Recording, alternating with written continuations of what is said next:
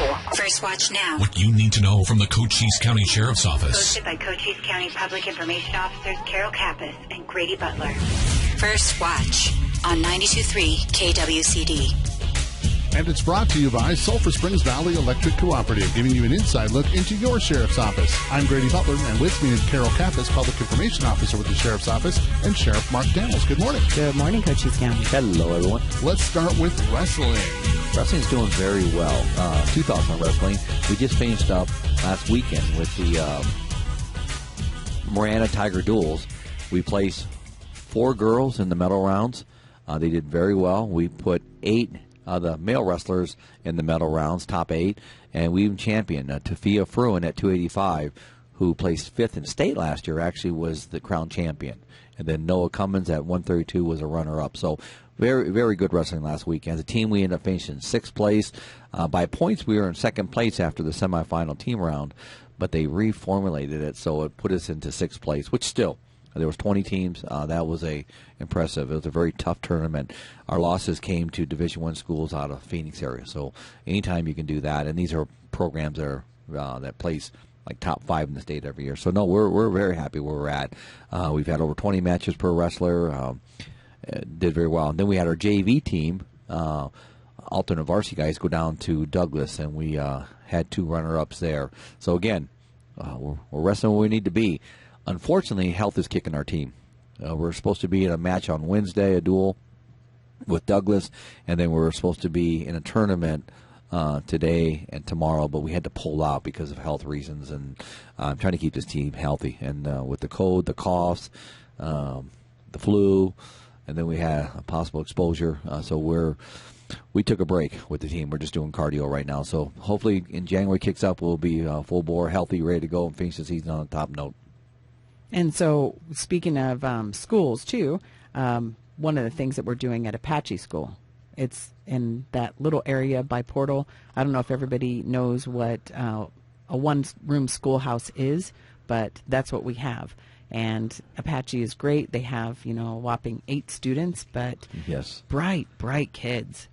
Just amazing. Well, I went out there last week, and they had a recognition for our Sheriff's Assist team and Border Patrol for keeping them safe. They've had a lot of smuggling throughout the school grounds and in around there, and it was scaring the kids. So between our Sheriff's Assist team going out there every day to protect them and keep them safe with the just being there, and then doing the extra patrols and Border Patrol, we've done it. We routed the traffic around the school. So they recognized our volunteers. It was a nice little lunch. 43 people at this little luncheon they had for them up there in Rodeo, New Mexico. That was earlier in the week. And then on Wednesday, they had Santa Claus. They had a Christmas party for the 8 kids. And let me tell you, I got the opportunity to meet the kids, take pictures with them, and when they did the award ceremony, and just the nicest kids. And it goes from kindergarten to 8th grade there. And so it was really cool talking to these kids. But, yeah, it's no different than any schoolhouse. It's just only one room and 8 of them. And the teacher's also the bus driver, the principal, superintendent, and whatever else, custodian, you name it. But I'll tell you, it's a nice atmosphere out there, and talking to the parents and the appreciation. So I feel really good that we took care of those kids.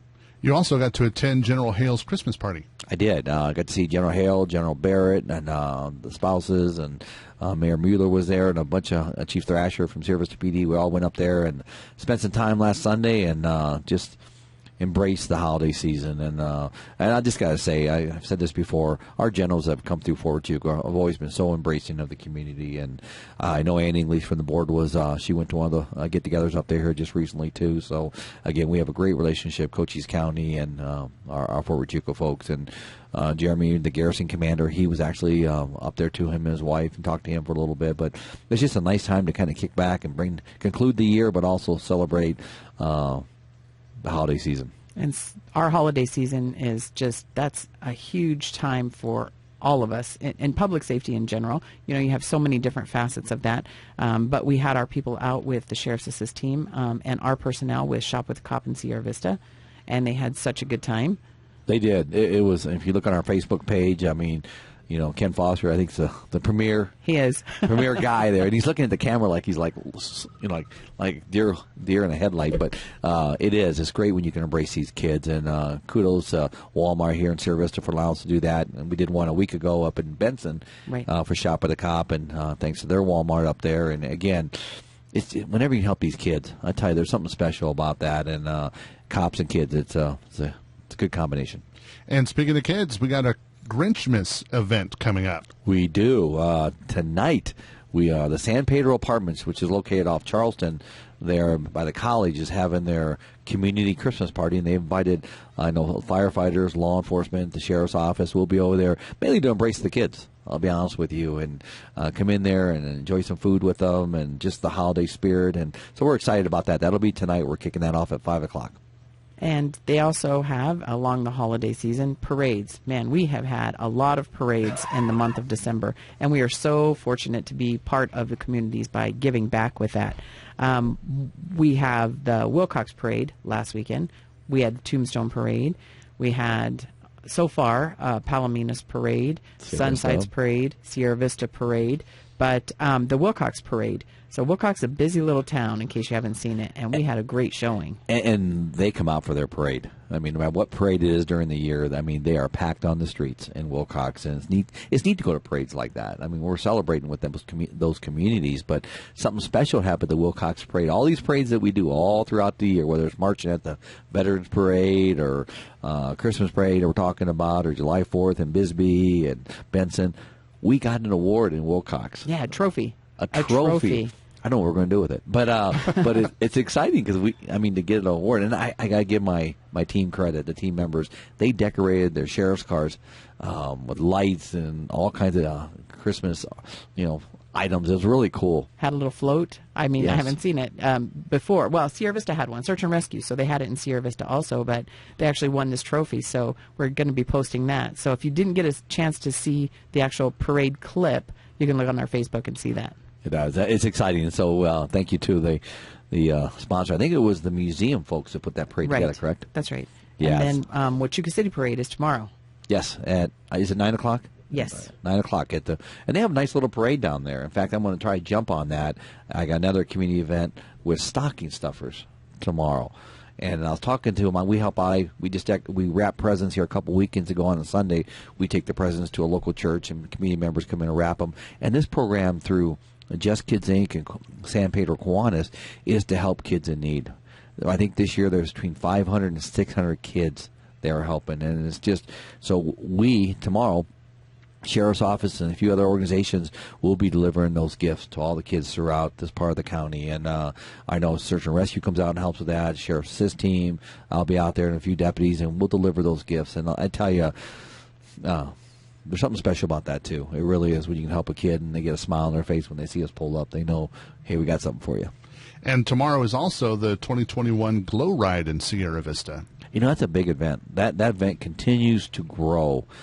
Jai over at Native Grill, I think, actually kicked this off with Jeff from Desert RV and a few other ones, and it's really grown. And I know this year they're doing it to Veterans Park, and then they're going to do the ride, and then they come back, and they're actually helping some sponsors, Grady.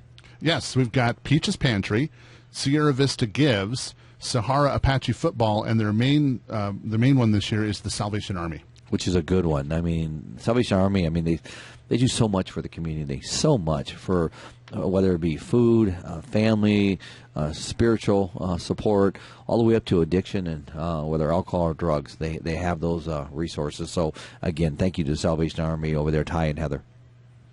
And let's go back to Wilcox for a minute because the Wilcox jail is closed. It is. Sadly and unfortunately, it is closed due to health reasons. So we had to close that effective last Monday, and we're hoping to get that open up soon. But unfortunately, I got to take care of my staff, and right now I got some staff members down that takes it to a level where it is no longer safe. So we had to close that down with the senior command, and wish my employees and team members they get better soon. But until that happens, that'll be closed.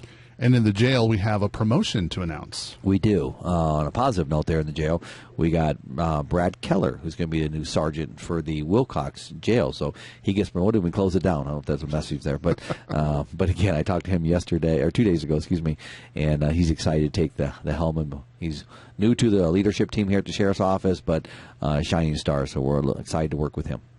And so tell us a little bit about your D.C. visit that you had on yesterday. We had the former Deputy Secretary of Homeland Security, some other dignitaries from D.C. that came down, and we'd worked with this team on many projects and programs over the last probably about 4 years. And so they've asked to come back and revisit and see where we're at today. And so we did a tour with them, kind of give them the look, what are we addressing? And I've said it on this show, and I've been pretty vocal about this, and is the fact that we're in a crisis here on this border when it comes to Cochise County. When you're getting 1,000 cars a month, I'll talk about that in my traffic stop of the week. But and some of the ill will that are coming into this county to pick up the illegals, $1,200 per head. So you can see how attractive that is to these folks. But they wanted to see that. We showed them that. We showed them our programs, the innovation. Some of the programs are going to be rolling out here in January. And I'll just say this, too. We're going to have several community meetings in January. It'll be with Brian McIntyre, the county attorney, Border Patrol Mike Hyatt, and leadership team from Border Patrol, myself, and some others. Sergeant Tim Williams runs my border team, to talk about where are we at in Cochise County on the border. So we just talked about that yesterday. Carol, you'll be putting that out here real soon, but that'll be at least three community meetings throughout Cochise County to give the community an idea of what we're doing and some of our challenges that we're facing. So that's coming out here first of the year. So let's talk about your stop of the week, since you've alluded to that. Well, there's been a couple. I went out last Sunday night, working with my border team and also my street crimes team that are working hand in hand when it comes to smuggling and Border Patrol. I mean, we're side by side. The politics in D.C. and beyond, I don't want to talk about, but I can't talk about the good of us working together here in the county. And they're strained on their resources with Border Patrol, no doubt about it. They're very, very, very busy. But together, collectively, I've always said this is the recipe of success. We're doing some really good things. So, I went out Sunday night, and, just addressing the state violations when it comes to the smugglers coming into Cochise County to pick them up and end up towing a car. And I stopped this individual. No driver's license, not uncommon at all. We end up towing his car.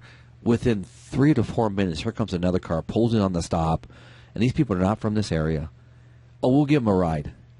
Well, where'd you come from? We're just in the area. Well, they're not just in the area, folks. They're down here committing illicit crimes. Truly committing illicit crimes. I stopped one yesterday where made the traffic stop for speeding over 20 miles over the speed limit. They drive very reckless. They don't care about the safety of our community. Driving back and forth in the lane, just really bad driving. Stopped it. Once again, 2 young people that are down here. It's $1,200 per head. So we're attracting some real bad people to Cochise County based on greed. And so they get a chance to pick up, and I tell them, listen, we know what you're doing. The pastor even admitted to me what they were doing, and I tell them, get out of our county, get out of here, and then we flag them for the car. So if we see the car again, we can get it. And so it's all day long, 24/7. We had a pursuit. You saw it on one of the news networks the other day where they ended up at Big O.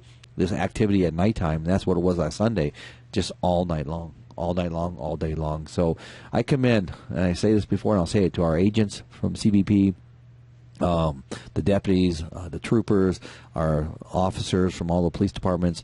We're all working together to do the best we can. And I think we're making a difference in so many ways, but the challenges are quite great right now, no doubt about it. And so what do you have for your border update? Well, the border update, what is the impact of us? I just saw a report this week from our jail. I talked about this a couple weeks ago, too. Our first 3 months, our jail cost for border-related crimes is $354,000, which is incredible. Now, the governor's office is going to pay back the taxpayers here in Cochise County that, which is great. Our overtime budget's at 80-some% in patrol alone. So He's going to help us with overtime because he knows our guys are out there. That's why I've been spending a lot of hours. That's why I have a cold. I've been spending a lot of hours, more hours at work than home right now, and helping the guys out. And so thank you to Governor Ducey. Thank you to our state legislative folks where they're stepping up and helping us with these debts because it's impacting us. But simply put is, if the feds can't deal with it on the immigration side, then if there's a state violation, we're charging them. And that's pretty, whether it be a city police officer, a trooper, or a deputy, that's what we're doing. So, again, we'll continue to do the right thing and do the best we can. But, again, I'll say this to you. If you see something, call us. Don't hesitate on calling us. We want to be out there. We want to interdict this, but we need your help in doing that. It is the holiday season, so what is your safety message of the week? Well, first of all, I want to wish everybody happy holidays, Merry Christmas, and also a safe and prosperous New Year in 2022. Last couple of years have been challenging for all of us, whether it be a rural county like Cochise County or beyond. And but we need to continue to stay united. We truly do. We need to continue to share respect with each other, whether you agree or disagree. Keep the politics out of it. I know that's tough to say in many ways, and that's a lesson for myself too on that. But please don't drink and drive. I can't say that enough. We have enough tragedy we're dealing with in this country, enough challenges. Please don't put stress on yourself or others. There's Uber, there's walking, there's Lyft, there's taxis. I mean, there's friends, family. Please make that call and do the right thing. You'll be so proud in the morning, glad that you did that. Otherwise, when the red and blues come on, our bars are open 24/7. And we're tough on tolerance when it comes to drinking and driving. So, again, our job is to stop the threat. That's what my deputies do every day. If we see you drink, I'll stop the threat, and we'll address it from there. But we want everybody to have a safe holiday. That's the bottom line. And enjoy family and hugs and all that stuff that comes with it. But be safe, and we look forward to 2022 with a lot of innovation coming out of the Sheriff's Office, a lot of cool things coming. Look for our meetings in January for our border updates, and so we're excited about that too. And there's no show next week, so make sure everybody knows that we're sending out a big old Christmas hug. Oh, yes. We should get in the park and just do a community hug there. But, again, thank you to everybody. Thank you for those who sponsor this show, SSVEC. We appreciate you over there and all the folks that work for SSVEC, and to include my son, who's one of the linemen over there, Corey. Thank you. And but we appreciate them keeping the power on for us. And when you're looking at the Christmas lights and driving around the communities, think about SSVC and what they do for us there. They do so many cool things. And also, just some news for you that I just found out that they've sponsored this show for another year. That's awesome. I didn't even know that. Yep. That's really good. Yeah, good job. So it is. And this is our opportunity to get out there and share our office with the community. It's another outreach program, but also bring our community into it. Because I know when I'm done speaking, and many community members come in and get the opportunity to talk about their programs, especially our nonprofits. It's a lot of exciting stuff here in this community, and we need to continue to embrace that. Well, Sheriff Mark Daniels, we thank you for coming and talking to us today. Thank you, Grady. Thank you, Carol. And Merry Christmas one more time to everybody out there. It's First Watch on KWCD Country, and it's brought to you by Sulphur Springs Valley Electric Cooperative. It's First Watch Now. Hosted by Public Information Officer Carol Kappas and Grady Butler. On 92.3 KWCD. And it's brought to you by Sulphur Springs Valley Electric Cooperative, giving you an inside look into your Sheriff's Office. I'm Grady Butler, and with me is Carol Kappas, Public Information Officer with the Sheriff's Office. And we have some more things to talk about that are coming up next week. This Holiday Ugly Sweater Potty. That's a lot of puns. That's a lot of puns, and I don't know how you're keeping them straight. I know. Saying potty, that's the fun one, but it's like a paw, like a dog paw. Right, because when you said it the first time, I thought potty, and I potty, thought, ew. Yeah. But no. Okay. A Holiday Ugly Sweater Potty at the the Nancy J. Brewer Animal Care Center. That's at 6799 East Highway 90. It's going to be an open house on Wednesday, and it goes from 10 a.m. to 4 p.m. And make sure that you wear your ugly sweater. Yep, and your dog. And go visit. And if you are like Angie from our department, she can say potty and get away from it because she's from Boston. But make sure that you go and just enjoy that. Take a look at the animals that they have there. Don't buy an animal for Christmas. I'm telling you, just don't do that. Or don't adopt an animal just as a Christmas present. That's never a good idea. But go and interact with these animals and see what they have. All kinds of fun. Even if you can't take one home, you can go play with one. And also, if your dog or cat wears an ugly sweater, you get a door prize ticket. So really, that's got to go. Yeah. So dress up your dog as well. And they have some really good door prizes. Yeah, they do. They always do. If you want to find out more, you can visit them on Facebook. You can also give a phone number 458 4151, and you can find out more at sierravistaaz.gov. But it's the Paula Day Ugly Sweater Potty next Wednesday, 10 to 4, at the Nancy J. Brewer Animal Care Center at 6799 East Highway 90. And so some of the things that we have, we're at the end of the year. We've had a lot going on. Again, another rough year. Thought it was going to be better, but hopefully we're going to move into 22 and see much brighter skies, if you will. One of the things that we do, though, is we continually have projects and groups that we meet with, and one of the groups that came together is the Cable Group. Started out as a community interaction interface with law enforcement and the community members, and it turned into Cable. Judge Conolog is the chairperson of that. And you may have seen a newspaper article last month on Douglas Police Department that was promoted by the Cable Group. So what they do is they have this group of people, business people, community people. You have to be vetted. You have to be advised that they want you to be part of the group. So they come together. They meet once a month. And they have law enforcement also meet with them, public safety, and they talk about things that are going on in different departments. And what they're able to do from that point is they're able to share the information that they get with their communities, friends, family, loved ones, coworkers, peers, making sure that the narrative is the same. And then if they hear something rumor-wise or whatnot that's going on, then they can bring that back to the group, or they can correct that misconception right away. So it stops the fanning the flames of runaway information. So it's a really good group that's come together, I think, in the past 3 meetings, because they've only been around for about a year. This hasn't even been the year. It was started off a little bit rough because just wondering what their purpose was, what their role was, what they're going to do.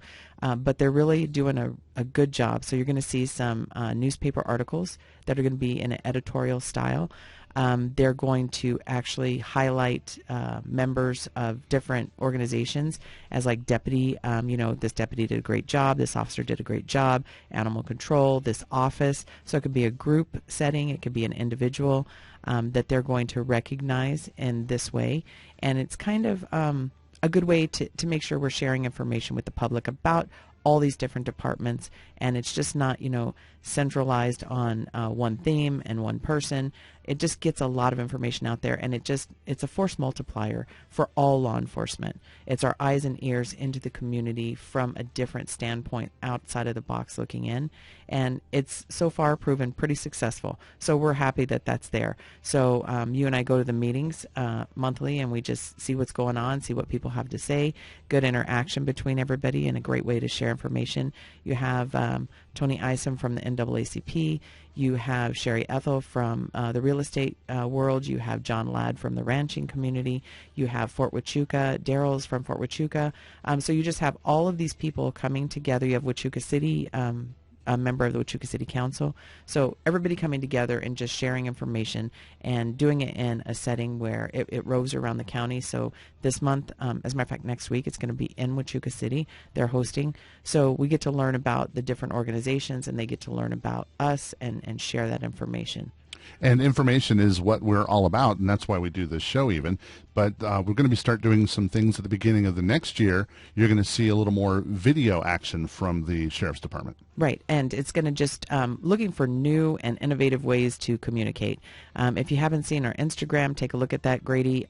You've jumped on board with that, so the Instagram is the feel-good stuff for the Sheriff's Office. It's the fun side. It's the fun side, that's right. But we're always, we have a lot of that anyway. Yeah, we do. That's the fun side. But we are going to be gearing up next year to do a whole lot more, and that's going to include hiring brochures. We have old ones. We're going to try to get that out there. You've jazzed them up with QR codes, so people can just, click on that, and it'll take them straight away to the hiring page, and they know what we have available. Detention is a good one. Those people work so hard.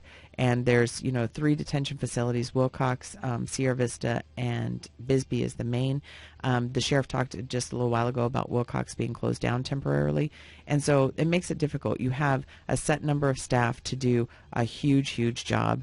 And so they're looking for really, really good people. If you want to join that team, please make sure you take a look at what we're doing now. And you can find that information on our It's on the county page. Yeah, and also you only have to be 18 to go into the jail, 21 for an officer. So it's a good way to kickstart your career if you're planning on being a deputy. You could start in the jail. And it's a really good way, you're saying that, it's like a grassroots effort. So you get in, you learn the ropes, you see what's going on, you have a much better understanding of the organization itself, and then you'll see if that's something that you really are interested in. And if you are, like, you're homegrown, you're in our backyard, so why not, just take that next step of progression and just keep going. So that's a really good thing to take into account. So look for our brochures, look for our hiring videos. We have some other fun videos coming that are going to maybe encompass hiring and whatnot that we talked about yesterday, so hopefully those will be fun. I hope that they'll be fun. And then we'll also, in the meantime, be reaching out to all of you, seeing if you have any suggestions or thoughts, things like that you would like to see us share more information about, see some of the things that you would like to know about. Ask the Sheriff, right? Yep, we're going to do that one where we're going to post questions. You get to pick the questions, and then I'm going to do a ride-along with the Sheriff and film him while he answers those. Stuff like that's going to be a lot of fun. It is, and it's going to share a lot of information. We're all about education and enforcement and making sure that everybody knows what's going on, working safely within our communities. And the way to do that is being transparent and sharing information with the public. So the ride-along is always, eye-opening, to say the least. Yep. So I don't know how you're going to get a question in between the traffic stops, but you never can tell. So good luck with that. But it's going to be good. So look for that kind of stuff, the improvements that we're trying to make. And technology is huge on a learning curve. We're even looking towards future doing different things. Again, like you said, a lot more videos, hopefully have a bigger home to be able to do that in, and cutting edge technology. We don't have a television station in Cochise County, so we're maybe going to try to fill that void a little bit, not necessarily in that same exact way, but sharing information much like a television station. So keep your eyes and ears open for that. And you can always follow us on all of our social media platforms. Tell us about all of those. So we have our webpage, which was redone about 8 months ago with all of Cochise County. So all of Cochise County's web pages are consistent, and it's at cochise.az.gov. That'll get you to Cochise County web pages, and you can select the departments. So specifically look for cochise.az.gov/sheriff, and that'll take you to us. And when you take a look at that, you'll see the different programs we have. You'll see public information. Just play around in it. You can't hurt it. You can't break it. Well, I wouldn't say that, but take a look. And then you also have our Instagram at CC_Sheriff, but just Instagram for the Sheriff's Office. And then you have our Facebook page at Cochise County Sheriff's Office, Sheriff Mark J. Daniels. And you have a way to navigate in there between our Twitter account, between our Instagram, and between our Facebook. You can just go through all of those things. We just did a case where we worked closely with, our street crimes unit worked closely with Tombstone Marshal's office, and they were successful in making an arrest. And we posted that information about the joint operation and working closely to get methamphetamines and other narcotic drugs and weapons off the street. The person who was arrested did have all of the above. And so we posted a booking photo. And one of the questions that you may have is, why do you do that? If there's, the person is innocent until proven guilty. That's absolutely correct. But as soon as somebody is charged officially and booked into our jail, that's the first question we get asked. Where's the booking photo? And that's already on our webpage under our inmate roster. So we want to make sure that people understand that it's not a punishment that we're putting out. It's just that's the first question we get asked. And so we're just making sure that it's an entire package as far as sharing information. And another way we get information out and deal with the community is our COPS unit. And we have one of those guys right here in the studio with us this morning. Good morning. Good morning, Rudy. It's Todd. And pull that microphone right up to you. There you go. And tell us what the COPS unit does for the Sheriff's Office. The COPS unit kind of bridges that gap between the department and the community, the communities throughout Cochise County. We like to go out and interact in a positive way with the cities and the communities within the county. So, instead of having that negative interaction with, citations or being arrested or whatever it may be. We kind of are the positive interaction with our communities, and we go out to all the schools and talk to that. We haven't been doing much of that lately because of COVID, but hopefully here in the near future we can get back to doing that. And so one of the things that you're talking about, Christmas parades. Oh, my goodness. Yeah, they keep us busy this time of year. Absolutely. And then Christmas parties. The sheriff's assist team was at one Wednesday for Apache School, so the sheriff talked about that. Some of the other things, there's another thing tonight that's going to be at the San Pedro Apartments in Sierra Vista that they just wanted to invite public safety to go over there and be part of their Christmas party. So you guys do that. Yes, we absolutely try to. The sheriff keeps us busy, very busy this time of year with attending those types of events. We actually, I don't believe we're going to have a cops unit member at that event at the San Pedro Apartments, but I believe Commander Watkins is going to attend that this evening, as myself and Corporal McNeely are going to be attending the Huachuca City Christmas Parade this evening. So, yeah, we're spread out there pretty good. And the parades are always fun, and seeing, the interaction with the kids. The fair, Cochise County Fair in September, I'm just backing it up a little bit, is one of the things that we do. And then you go back, somewhere in between, you have the Veterans Day Parade. You have the ALICE training. That hasn't happened, like you said, because of COVID, but I anticipate that that's going to ramp up in 22 based on current situations. Yeah, absolutely. Matter of fact, before this new phase of variants came out, I already started establishing a list and being contacted by several different organizations throughout the county and schools wanting kind of a refresher in the ALICE program, because many of the teachers and staff at schools have moved on, and so now the schools have gained new staff who have never had that type of training. So we want to make sure that our schools are well trained in that type of event, so that should the unfortunate happen, they are prepared or better prepared to try to deal with that. And I'm sorry, the ALICE training, just in case you don't know, is the active school shooter. So you guys had how many trained so far, do you know? I want to say at the last count was over 15,000. We had every school within the county trained up in that. All of the students were trained in it, and we even went to several different churches and provided that type of training to them, so that should that type of event come to that religious institution, they were better prepared to deal with that also, because that certainly is one of the locations that seems to be targeted at times. And as another part of your group, you also have grants that you've written for the Governor's Office of Highway Safety, so you're in charge of that. So the most recent grant you got was, you've gotten two, but we'll start with the DUI task force grant. You got $35,136, and that is not just in case people are thinking, oh my gosh, that's just for you guys to get paid for overtime for doing this. That also includes equipment, including the Intoxilizer 9000. It does.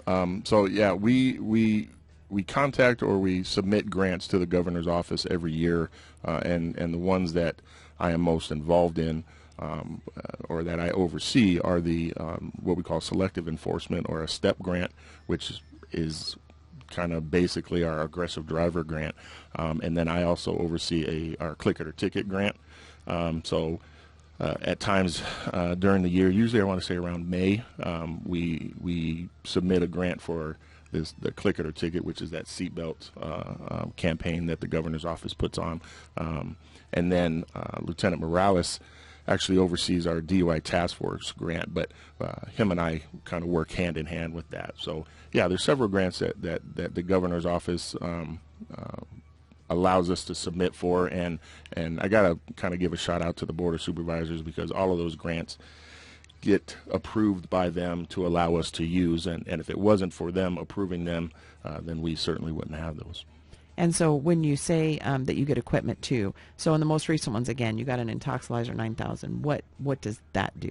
So the Intoxilizers are a piece of equipment that we use during our DUI investigations to get an accurate breath alcohol level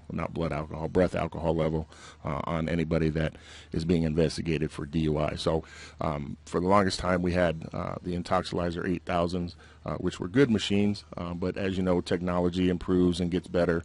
So last year I came up or had a plan to try to replace all of our Intox 8000s with the more easier to use, the better technology in the machines of the Intox 9000. And I had kind of a 5-year plan to try to, to phase those out and get these new pieces of equipment in. And through grants, through our governor's office, through the Board of Supervisors, we've actually replaced all of them within, I think it was probably 18 months. So we're ahead of the game on that. So those new machines will be put into the substations or our jails where we conduct those investigations and get those breath alcohol readings. And some of the other equipment that you've received are radars out of the STEP grant, and then LIDARs. What is a LIDAR? So a radar is based on like the Doppler principle, where I guess the best example for this would be, so if we're sitting out on Highway 92 in the mornings, which there's just tons of traffic that come into town, a radar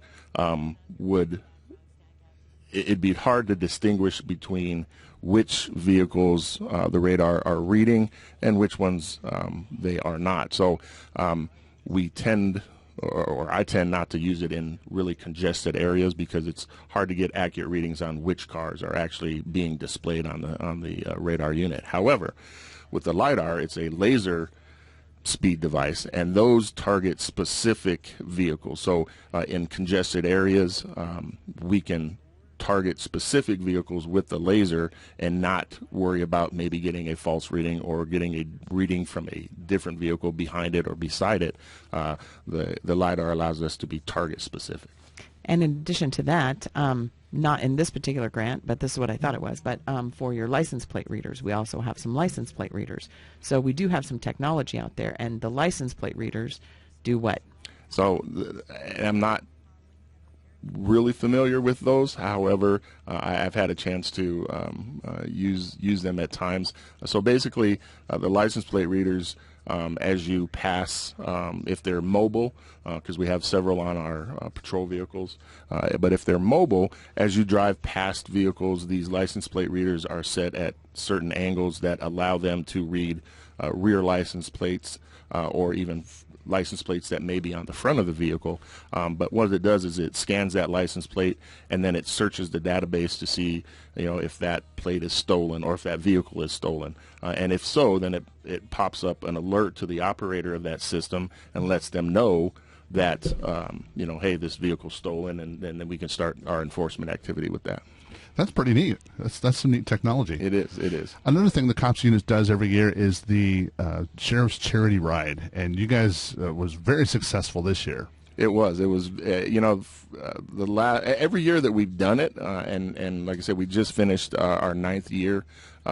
It has improved every year, and that's one of the things that I wanted to do as supervisor over the community outreach unit. I wanted to make sure that this event didn't get stagnant and that we always improved it, that we always brought in more people than the year before, which under today's, with COVID and everything, can kind of be hard to do. But with the people that I have working or that I'm responsible for, supervise, they get the credit for that. They are out there pounding the pavement. Corporal McNeely is a godsend as far as making contact with sponsors, and because we couldn't do this without our sponsors, and our sponsors have really come through over the last 2 or 3 years. But next year we have something really big planned for the 10th annual, so we'll see how that works out. I'm confident that Corporal McNeely can come through for us.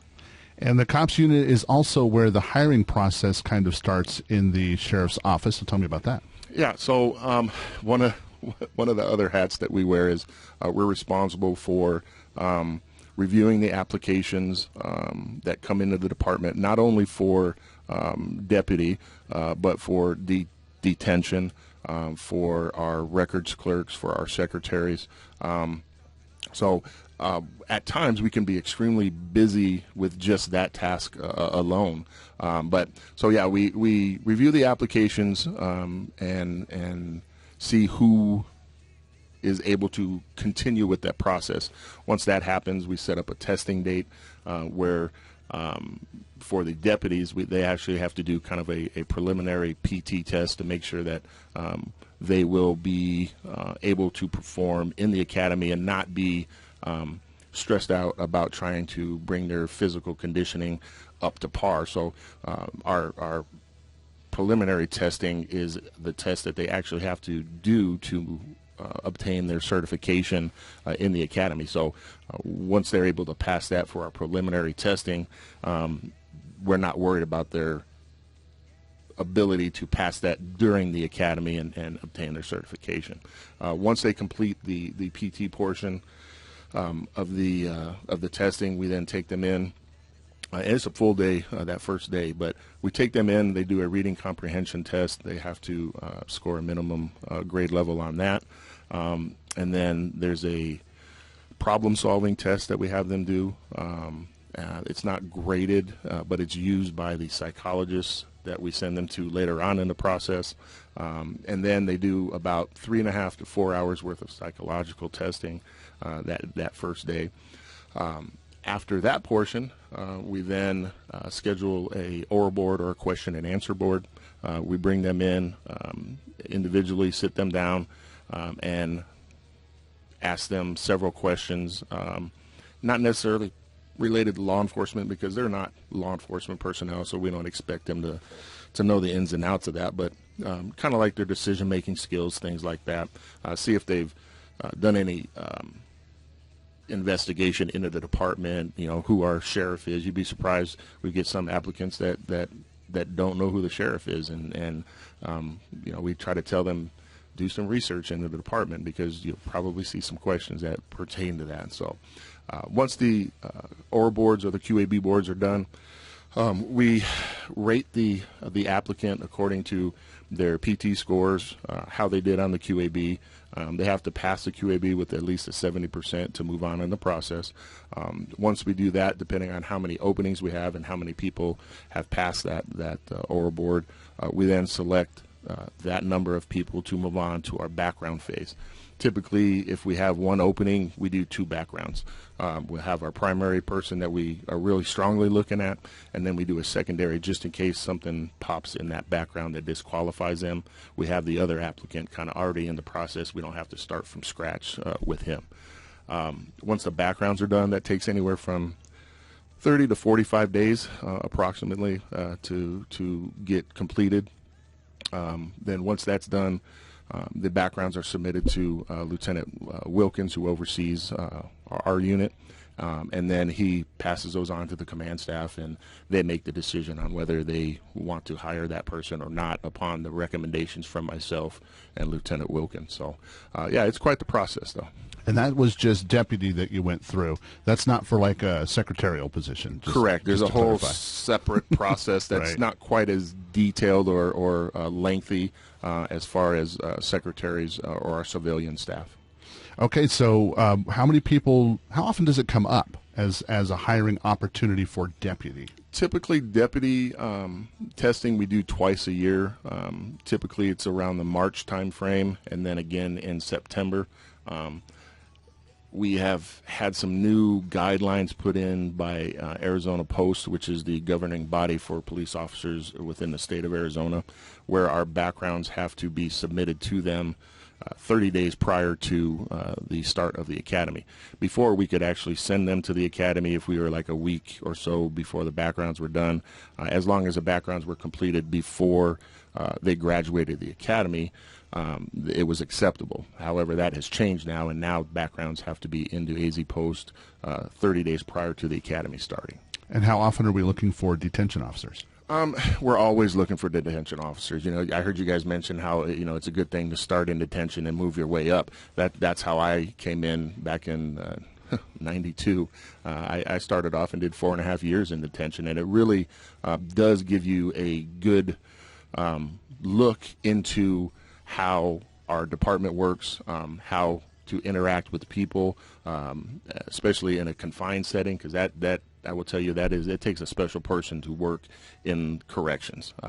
You're always outnumbered. I mean, we have one or two officers down with groups of 32 inmates, and so it is a unique position to work. And so as far as that goes, detention has their own academy, which is the Correction Officer Training Academy in Tucson.